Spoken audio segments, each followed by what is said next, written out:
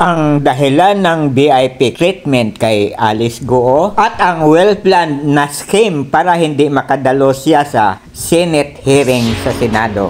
Baka madulas at masabi niya ang tunay na mga big boss. Si Michael Chen, sino ba siya, parang Michael Yang, di ba? Na libreng gamit ng eroplano private papunta sa Pilipinas at uuwi pa sa Indonesia. Pakinggan natin si Atty. Kausing. Doon sinakay si Alice Goo. Doon sumakay din lahat ng NBI na kasama, NBI agents. Kasama si General Romel Francisco Marbil at saka si Abalus. Kasama sila doon. Hanggat sa dumating sila sa Pilipinas. Pakinggan naman natin si Atty. Vino. Palang nailabas ng warrant of arrest.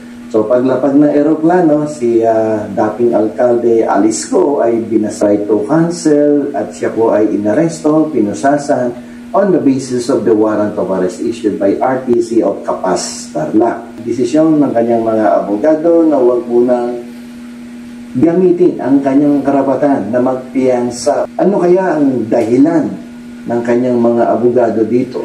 Bakit hindi inavail ang kanyang karapatan na makukulong ngayon si Alice Goo sa Capas, Tarlac at hindi na makalabas, kaya hindi pwedeng maka-attend sa Senate hearing maliban na lamang kung pumayag ang judge.